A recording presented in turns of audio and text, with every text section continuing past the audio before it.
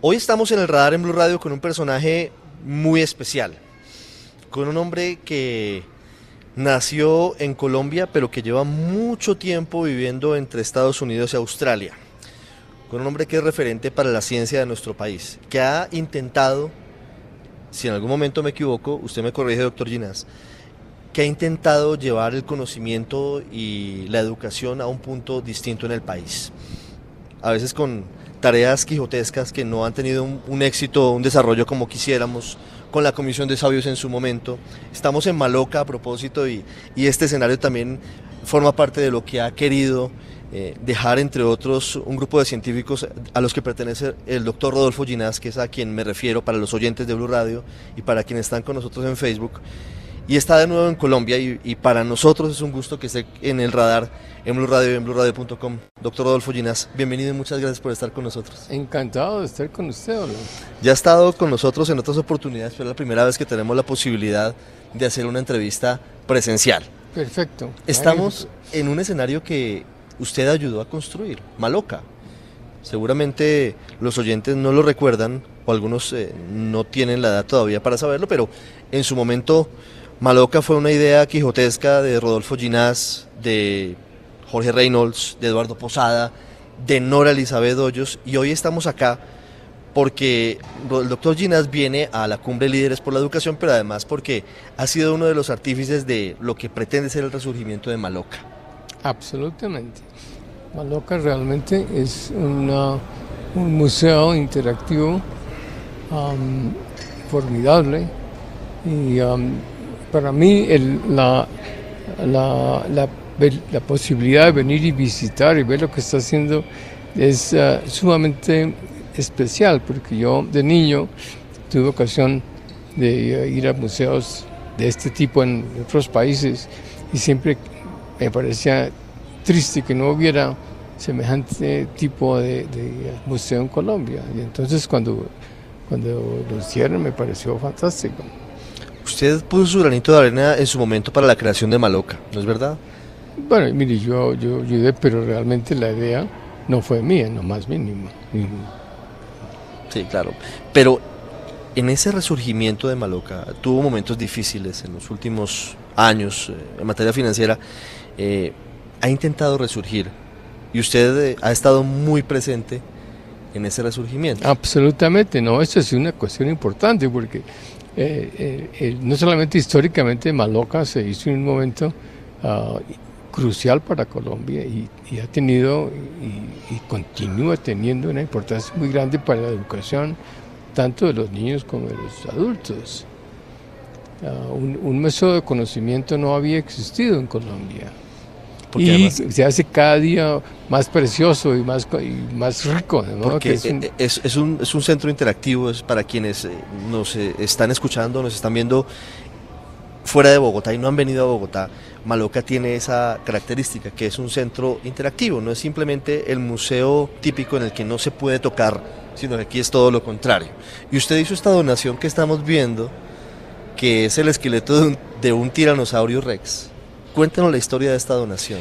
Mire, la donación la hice porque de niño estuve en el Museo de Historia Natural en Estados Unidos, y había un tiranosaurio Rex y me pareció la cosa más increíble. Y esto sí existía, y cuánto pesaba, y cuánto comía, y cuánta caca hacía, y todas esas cosas que uno pregunta de niño. Y entonces me impactó, me pareció quizás de las cosas más interesantes que he visto en mi vida. ¿Cuántos años tenía Rodolfo Ginás cuando estuvo en ese museo en Estados Unidos? Tenía 6 años. Y entonces, ¿qué pasó? Que pasa el tiempo y digo, no, quisiera que otros niños tuvieran la misma experiencia, porque fue increíble, pero este animal con estos llantos y esto sí existió. Pues claro, este esqueleto pues no es una invención. Entonces dije, no, lo que le falta a Maloca es un tiranosaurio. Entonces se los mandé. ¿Y dónde lo consiguió? En China. ¿En China? ¿Y usted lo bautizó? No, me pidieron, yo no lo bauticé, me pidieron cómo quería llamarlo. Y entonces me dije, no, pues hay que ponerle nombre de mujer, que es una tiranosauria. Ah, es una tiranosauria. Y entonces le pregunté a mi señora si le molestara que la llamara como mi señora. Dijo, no, lo más mínimo. Yo la quiero mucho y nosotros tenemos una relación increíblemente buena. Digo, no, pues voy a llamar a Juliana, porque el nombre es Gillian en inglés, que es australiana. Entonces se llama Juliana en honor a mi esposa. Y se llama Juliana, ¿Sí? la tiranosauria que estamos viendo aquí en Maloc. Se llama Juliana. Y es un regalo maravilloso para los niños Pues bogotanos claro, y colombianos. imagínense, esto es increíble. Y esta vaina sí funciona. Y caminaba y comía. Y existió y Absolutamente. forma parte de nuestros ancestros. Absolutamente. Y realmente fue muy importante para Maloca en ese momento, porque fue algo perfectamente distinto y hecho con mucho cariño. En fin, quizá tratando de ayudar, y ya sé que ha ayudado a que se mejore la relación entre la ciudad y los museos, en fin, todo lo más importante respecto a la adquisición de conocimiento lúdico.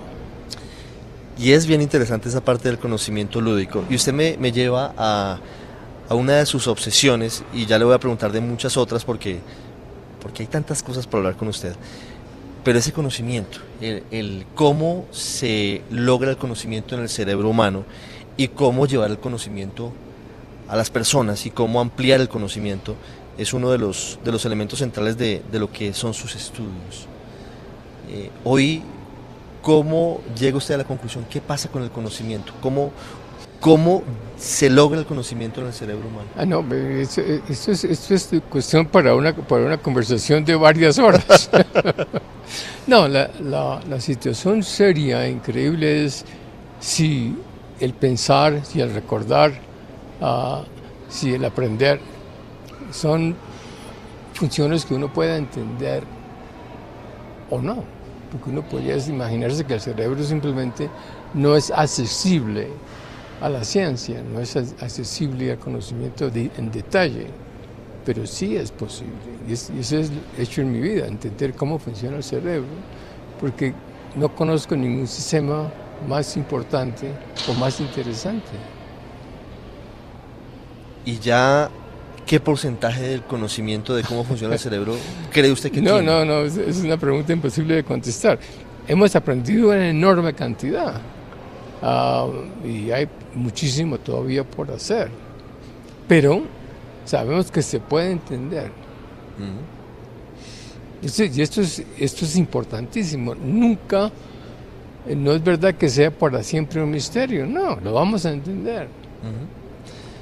Y las cosas que no se entienden son sumamente interesantes, porque el movimiento se entiende muy bien. Cómo se organiza, cómo se activan los músculos, en fin, la digestión, entonces la memoria inclusive se empieza a entender bien. La cognición es más compleja. ¿Cómo es que sabemos? ¿Cómo es ese proceso? ¿Cómo es el proceso? Descubrí hace algunos años. El proceso tiene que ver con la entrada de calcio a las células, por una cosa que yo llamo los canales P. ¿Y qué pasa? Que los canales P existen en casi todos los animales. Entonces, llegamos a la conclusión, de la conferencia que da varias veces, que los animales sienten y piensan. Entonces, no son solamente nosotros. Pero entonces, ¿qué nos diferencia a los humanos que a veces nos creemos tan importantes o superiores a los animales? Sí, no, en algunas partes, en unas cosas sí somos superiores, en otras no. Es decir, corriendo, creo que hasta una gallina corre más rápido, ¿no? De modo que no, pero mentalmente no hay cuestión, que somos el número uno, ¿no? Sí. ¿En dónde se alojan los sentimientos? ¿O en qué parte del cerebro se forman los sentimientos? Los sentimientos son parte del sistema límbico, se llama. Y entonces es parte del cerebro emocional. El cerebro emocional es un cerebro que simplemente toma información y genera un estado especial que se llama estado emocional. ¿Qué quiere decir? Que estoy feliz, que estoy triste, que estoy bravo. Todos esos estados funcionales están en la base del cerebro, se conoce muy bien su localización. ¿El enamoramiento en dónde surge? Del mismo sitio. ¿En el mismo sitio? Absolutamente. Y no solamente eso, sino en algunos casos, durante algún tiempo hubo el problema de que los problemas psiquiátricos que tienen una gran cantidad de sentimientos, esquizofrenia, por decir, lobotomía prefrontal. Entonces quitan la capacidad de tener sentimientos. Esto es supremamente interesante, doctor Ginás. Hablando de ese conocimiento y hablando de la necesidad de que nuestros jóvenes y nuestros niños en Colombia realmente avancen hacia ese conocimiento, más allá del funcionamiento del cerebro, el país está en mora realmente de darle mayor importancia a eso, a permitir que todos tengan acceso a un conocimiento distinto, a la posibilidad de se llama la educación, y no hay cuestión que Colombia va a estar regida por su capacidad educativa. Si no educa a su gente, siempre será Colombia, la pequeña. Colombianos educados harían Colombia la grande. Y eso es la que siempre he esperado que algún día pase. Y se han hecho intentos, y se convocó tal vez en su momento, no recuerdo si fue en el gobierno de Ernesto Samper, la comisión de sabios a la que usted perteneció, y eso se quedó en buenas intenciones. Se hizo la comisión, yo se la propuse al presidente, digo hágala, trajimos la gente, se escribieron muchas cosas, entre otras cosas yo escribí un librito que se llama El Reto Colombiano para la Educación, y no pasa nada. El presidente Duque ahora está diciendo que va a convocar de nuevo una comisión de sabios. ¿Usted le han dicho algo? ¿Le han planteado algo? Sí, no voy a verlo ahora, en estos días. ¿Lo citó? Sí, ¿no? Va a haber una visita al Palacio y vamos a ver qué pasa, ¿no? ¿Qué se puede hacer? Bueno. No, es muy importante. A mí me parece que el presidente ha tomado muy en serio la educación, que me parece fantástico. Es decir, lo mejor que puede pasarle a Colombia. Que no solamente, que haya énfasis en los colombianos, no solamente en todas esas cosas, sino en el carácter biológico de la gente que vive en Colombia, el carácter mental, capacidad intelectual, todas esas cosas. ¿Usted ya ha hablado con el presidente Duque de esto? No. ¿O solamente se espera la reunión de los próximos días? Sí, no sé si tengo posibilidad de hablar con el presidente o no. De todos modos,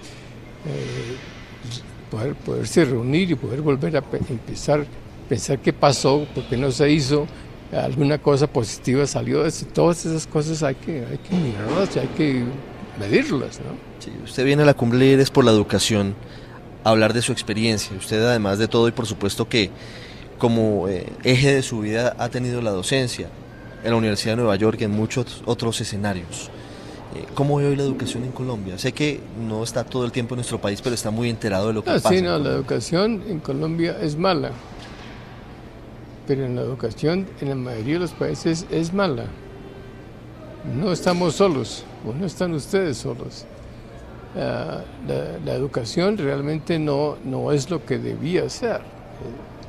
La educación debía hacerse en contexto, no simplemente memorización. Entonces eso es lo que hemos estado tratando de hacer, cómo hacer para generar una metodología educativa que sí enseñe y que se pueda entender y no se olvide. Sí, la gente se le olvida, sí, peor, la gente se recuerda más o menos el 18 o el 19% de lo que estudió. Es decir, nada, pues. Porque es mala, porque no se pone en contexto, porque uno no se recuerda las cosas porque está basada en memoria, y no debe ser basada en memoria. Tiene que ser basada en práctica. ¿Para qué sirve? ¿Cómo se hace? Para que tenga contexto de algún tipo.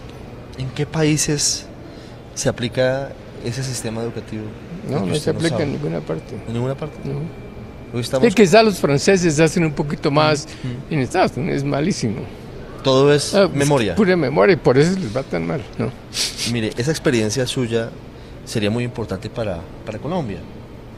¿Usted estaría dispuesto a aportarla, a sentarse con el Ministerio de Educación, a decir, venga, mire, mi propuesta es esta? Mañana vamos a hablar de eso. Claro, con la ministra de Educación y con todos los líderes de Educación.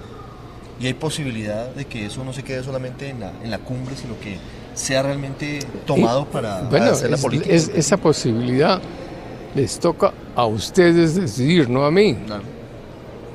Yo siempre, con mucho gusto, siempre he venido y hemos tratado, pero se requiere dinero, se requiere deseo, se requiere que la gente entienda la importancia. Y en fin, se dice, pero a veces la gente le toma atención o no, es una cosa diferente. No sé si esté usted enterado del programa Serpi lo Paga en Colombia. Entonces no le pregunto de Serpi lo Paga, pero sí quiero preguntarle por su actividad, porque supe que en la Universidad de Nueva York ha dejado de lado algunas responsabilidades. ¿En qué está hoy usted? No, pues mire, no es que he dejado, es que resulta que llega un momento en que uno tiene que salir, no hay cuestiones. Entonces yo estoy jubilado. ¿Ya se jubiló? Sí, pero yo tengo 84 años, pero imagínese que la gente se jubila a los 65. ¿Hace cuánto se jubiló? Me acabo de jubilar hace unos... me dijeron, mire, doctor Ginás, lo queremos mucho, pero están mirando. Digamos, no, sí, no, ya era hora de jubilarse, pero sigo con mis investigaciones, sigo con todo, que no es... ¿En qué está? ¿En dónde investiga? Estoy investigando, sigo investigando transmisión sináptica, quiero investigar el mecanismo de la senescencia, por qué nos volvemos viejos, cómo se puede mejorar la duración y la calidad, en fin, estamos haciendo ese tipo de cosas. ¿Todo relacionado con el cerebro? Claro que cerebro es porque somos el cerebro. Sí. ¿Y dónde hace esas investigaciones, esos estudios? ¿En la universidad o usted en este momento he estado trabajando con calamares en eso en Cape Cod, Massachusetts, que tengo un laboratorio, tengo una casa allá y un telescopio y toda clase de... Tiene todo para hacer. Mire, usted tuvo también una parte muy importante en la misión que no se ha abortado, por supuesto, y por eso no digo pretendía, porque seguramente algún día los humanos vamos a llegar a Marte. Y la NASA trabaja en ello, y usted tuvo, si no recuerdo mal, una parte importante en el estudio de los efectos de una gravedad menor a la terrestre en el cerebro. Con NASA, ¿cómo no? Sí. ¿Qué pasó con eso? Pues salió una cantidad de información que se ha utilizado. El Neural Lab, que se llama, se lo propuse a la NASA y se hizo. Y fueron algo así como $150 millones, en fin, mucha plata. Sí. ¿Qué conclusión? Bueno, consiguió muchas conclusiones. Hay un libro así de grueso de todas las conclusiones que se dieron. ¿Es factible que el ser humano pueda vivir en Marte? Hablando desde la perspectiva del cerebro, de lo que usted conoce. Pues mire, esa es una pregunta muy interesante. Puede vivir en Marte, pero tendría que tener una cantidad de soporte increíble, que hubiera oxígeno, que hubiera posibilidad de cultivar, de generar comida, en fin, ¿no? Pero es una pregunta muy importante, porque hay planetas en los cuales no podríamos vivir. Digamos que tengan 10 veces la masa. Entonces quedaríamos como una estampilla, no hay manera de moverse, ¿no? ¿Marte es similar de alguna forma sí, es un a la poquito estructura de la más Tierra? Pequeña, pero inclusive recuerde que en Marte no pueden caminar como común y corriente. No, hay diferencias. Porque la estructura, la gravedad es diferente. Sí. Pero el cerebro humano podría, con tecnología, obviamente, y con dispositivos adecuados, diseñados, ¿podría vivir en Marte un ser humano? Claro, pues, absolutamente. No, sí, el problema es que tiene menos gravitación, pero tiene gravitación, las cosas se pueden, y viven, y han vivido ahí. Ahora no es óptimo. La Tierra es óptimo porque aquí evolucionamos, y todo está evolucionado para la Tierra. Un planeta más pequeño pues no tiene problemas, uno más grande, eso sí, no hay nada que hacer, porque si la gravitación es muy alta, pues no hay manera de controlarla. Inclusive alguien me decía, bueno, pero ponemos un vestido de hierro, en fin, le metemos ahí. Dice, sí, pero por dentro está pichado usted, porque si usted en vez de pesar 180 kilos, pesa 1800 kilos, no hay nada que hacer, ¿no? abren el hombre de hierro para sacarlo a usted, pues, líquido. Es una situación bien compleja. Doctor Ginás, para finalizar, ¿cómo ve usted a Colombia desde Estados Unidos? Usted lleva muchos años, como lo decíamos, viviendo allí, leía que usted pasa unas temporadas en Australia, que es la tierra de su esposa, pero nunca ha cortado ese cordón umbilical con Mire, su país. Yo lo explico muy sencillamente, de manera muy sencilla. Estados Unidos, con mi esposa, fueron cuestiones adquiridas. Mi madre solamente hay una. Independientemente de que yo haga, siempre será hijo de Colombia, hijo de mi madre, por favor. Eso no se puede cambiar, ni quiero que se cambie. ¿Cada cuánto está viniendo a Colombia? No, últimamente he estado viniendo bastante, pero pasé muchos años, 15, 20 años sin venir. Sí. Doctor Rodolfo Ginás, siempre es un gusto hablar con usted. Encantado. Me alegra mucho verlo, me alegra mucho tenerlo aquí en este escenario como es Maloca y con Juliana de fondo, que es la donación que usted ha hecho a este centro interactivo de ciencia y tecnología. Espero que nuestros hijos y los de muchas generaciones puedan venir a sorprenderse con el tiranosaurio, con la tiranosauria Rex, sin tener que ir al Museo de Ciencia Natural en Estados Unidos. Es un gusto siempre tenerlo aquí. Muchas gracias.